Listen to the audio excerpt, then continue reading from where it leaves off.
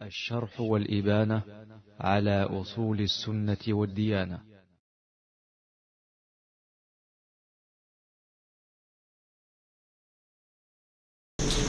السلام عليكم ورحمة الله وبركاته. إن الحمد لله سبحانه وتعالى نحمده ونستعين به ونستغفره ونعوذ بالله من شرور أنفسنا والسيئات أعمالنا. من يهده الله فلا مضل له ومن يضلل فلا هادي له، وأشهد أن لا إله إلا الله وحده لا شريك له، وأشهد أن محمدا عبده ورسوله. اللهم ربنا صل وسلم وبارك عليه وعلى آله وأصحابه وعلى التابعين لهم بإحسان إلى يوم الدين. Barakallahu fikum. Alors que nous sommes dans une période très importante dans notre calendrier, qui est le calendrier conventionnel, le calendrier hijrien, qui table sur l'émigration du messager d'Allah de sa terre natale, la Mecque, vers la Médine. Le mois d'Al-Muharram, Barakallahu fikum, est non seulement un mois sacré, mais aussi un mois où Allah permet aux serviteurs de meubler sa balance de bonnes œuvres à travers cet acte sublime qui est de tous les actes d'adoration la plus grande école de la pureté du culte, la sincérité, l'ikhlas, et la plus grande école de l'endurance, as-sabr, c'est-à-dire le jeûne. Parce que vous savez avec moi que personne ne peut confirmer le jeûne de quelqu'un. Les seuls vrais témoins du jeûne, c'est Allah et le jeûneur. Personne ne peut dire avec certitude que tel jeûne ou tel ne jeûne pas. C'est pourquoi Allah subhanahu wa ta'ala fait du jeûne cet acte d'adoration dont lui seul va donner la récompense, même s'il est toujours important de savoir que jeûner ne signifie pas seulement de s'abstenir des mufattirat al-hissiyya, c'est-à-dire la nourriture, la boisson et le sexe en journée, mais il faut davantage s'abstenir des mufattirat al-ma'nawiyya pour que la hikmah, la sagesse pour laquelle Allah a légiféré le jeûne, soit, n'est-ce pas, c'est-à-dire bien estimé. Il dit la'allakum tattaqun. La taqwa, comme vous savez, a beaucoup de sens. Les savants disent beaucoup de choses, mais qui reportent toujours presque à la même. L'une des définitions de la taqwa est celle du grand imam de Tabi'in, Talqun ibn al-Habib, rahmatullah alayhi rahmatan yaliku bi jalalihi azza wa jal. À l'époque, quand les gens donnaient encore la valeur aux érudits, n'importe quelle situation dans laquelle se trouvaient les populations, ils retournaient voir les érudits pour chercher des issues. Ils sont venus chez Talq ibn al-Habib, Talqun ibn al-Habib, rahmatullah alayhi rahmatan wasi, ils ont dit Ya Cheikh, in al-fitan, kad zahrat fina, fama al-makhraj. Ils disent au Cheikh, le mal s'est beaucoup répandu parmi nous, quelle est l'issue? Il leur a dit al-makhraju taqwallah. L'issue, c'est la taqwa. Ils ont dit siflana ya Cheikh, siflana taqwa. Décris-nous qu'est-ce que c'est que la taqwa. Mémorisez cette définition de la taqwa comme la sourate al-Fatiha. Il dit at-taqwa hiya an tuti'a Allah ala nuri min Allah tarju thawab Allah wa tatruka ma'siyat Allah ala nuri min Allah takhaf iqab Allah wa kalimatin nahwa. Il dit la taqwa consiste à ce que tu poses des actes d'obéissance conformément à ce qu'Allah t'a légiféré comme acte d'obéissance, parce qu'il n'est pas permis à quelqu'un de se rapprocher d'Allah par des moyens qu'il crée ou tablant sur ce qu'il voit ou sur ce qui est répandu là. C'est pourquoi vous avez la célèbre règle al-asl fil ibadat at-tawaqquf wa tahrim.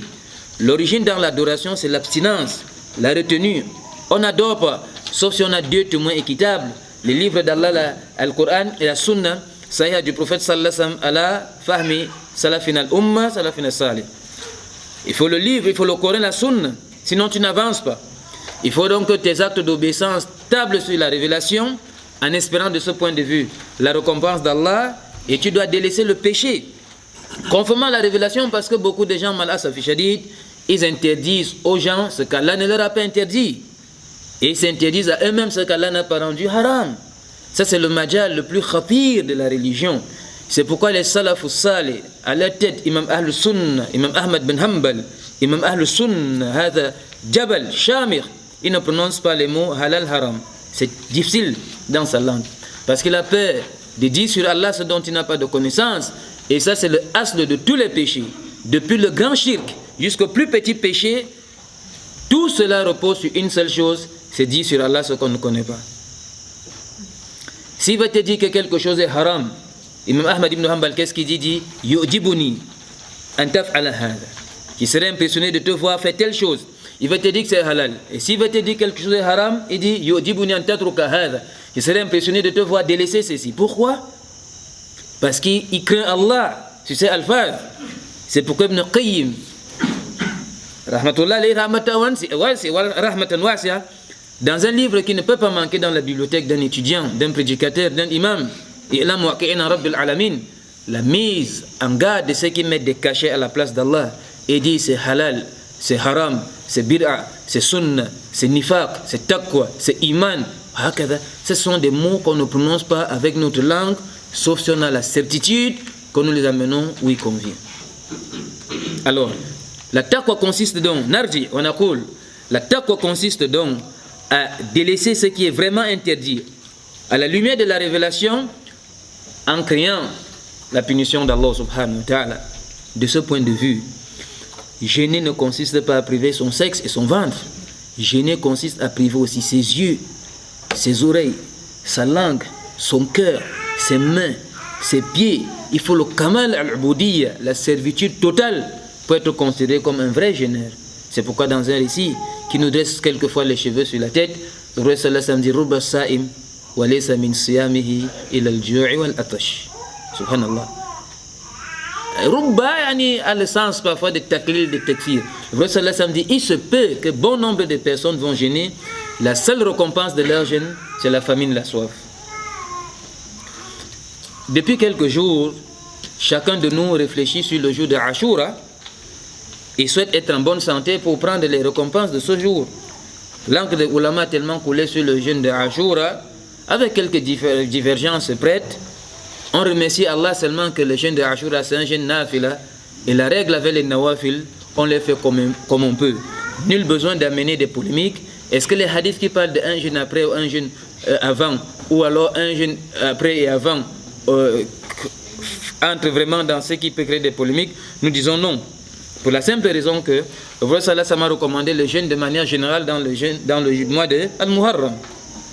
Lakin, si nous parlons du jeûne du jour de Ashura, on ne peut pas perdre de vue ce qui est répandu dans le monde. Ce que font les Shia, Rafida, alayhi min Allah ma yastahiqun, et disent qu'ils commémorent le martyr d'Al-Hussein.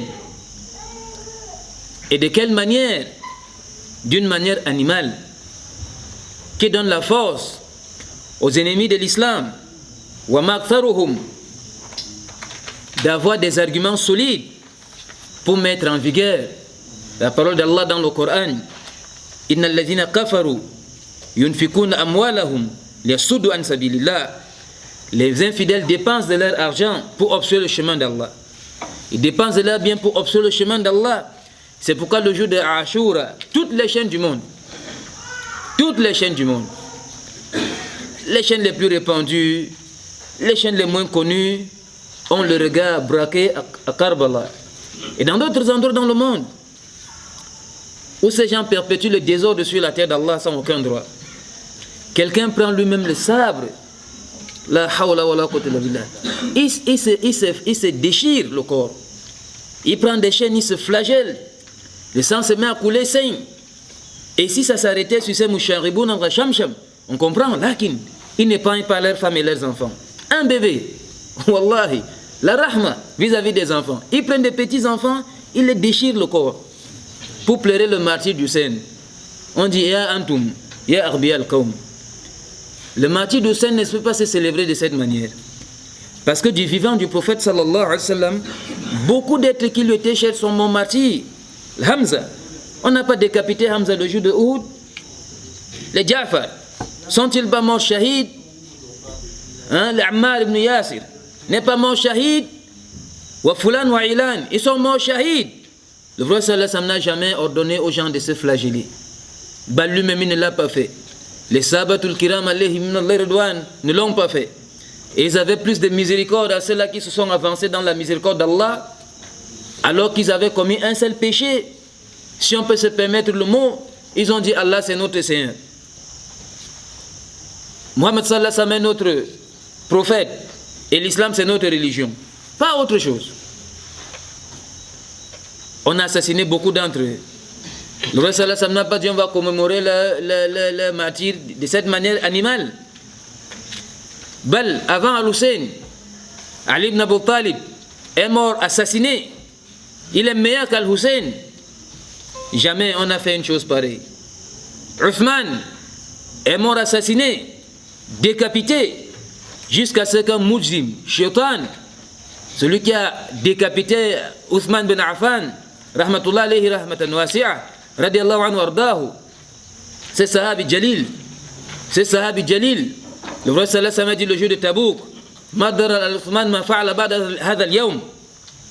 il a tout donné pour la cause d'Allah Azza wa Jal.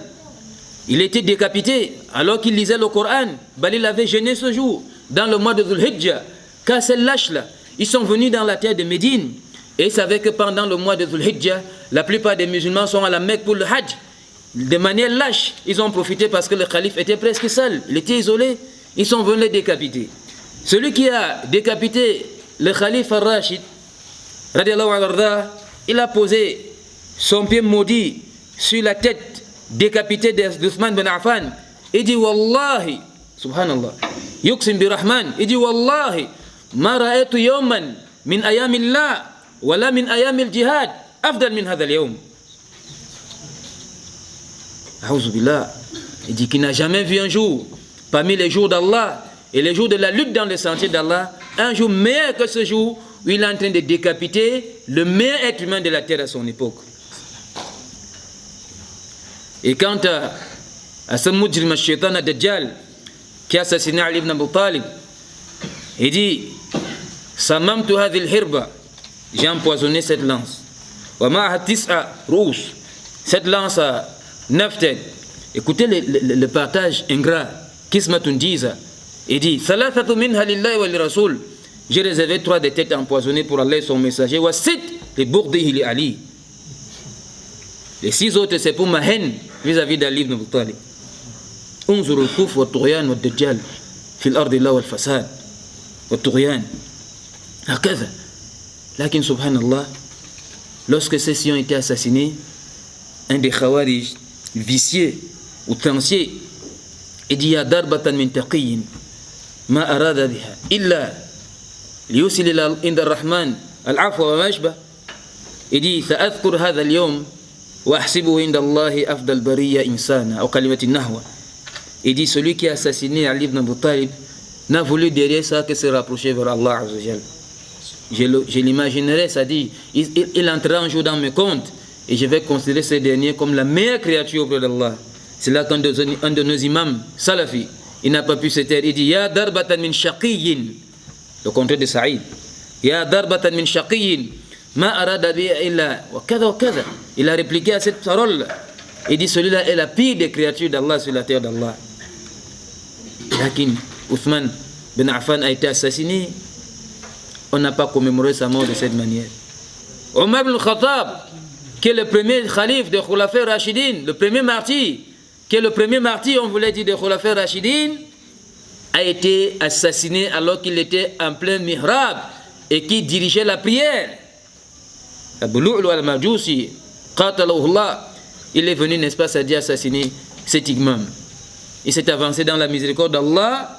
Les sahabas ne sont pas réunis pour se flageller dans les rues de la Mecque, la Terre Sainte ou de Médine, pour dire qu'on va commémorer le martyr de ces gens-là. Wallahi, c'est que les chiites font. Ibn Kathir dit, tout ça, c'est le fawda Et c'est le ria, ça n'a rien à voir avec la religion. Mais qu'est-ce qui nous fait mal au cœur? Suivez seulement mon regard. Les chaînes du monde entier braquent ça pour laisser entrevoir à l'humanité que voilà la religion d'Allah là. Une religion de barbarisme pour obstruer le chemin d'Allah. Vous n'entendrez même pas. Même dans un conte de fées, qu'on mentionne quelque chose qu'on appelle le jeûne. Il ne parle pas de ça. Abadan. Il ne parle pas de ça. Voilà que nous prions Allah subhanahu wa ta'ala d'accepter le jeûne des uns des autres et que ce jeûne-là puisse être pour eux la joie de sourire le jour où certains visages seront assombris et certaines jambes vont glisser. Et Allah subhanahu wa ta'ala est tout généreux et sa récompense est immense. Et Allah dit dans le Coran, Inna rabbaka wasi'ul maghfira, à travers le jeûne du jour de Ashura, quelqu'un bénéficie des péchés d'une année. Les péchés d'une année sont effacés. Là qu'ils les Mokokouni disent les petits péchés. Mais lorsque quelqu'un entend parler des petits péchés, il se dit c'est pas quelque chose de très important. Là, les savants sont tous unanimes que si vous allez voir beaucoup de croyants en enfer, c'est à cause des petits péchés qu'ils ont négligés. Car ce sont ces petits péchés-là qui se rassemblent et qui deviennent aussi des gros péchés. Abdullah ibn Abbas, il disait La sarira bil istimrar. Le péché n'est plus petit avec la récurrence. Quand on le fait régulièrement, il a aussi la taille d'un grand péché. الشرح والإبانة على أصول السنة والديانة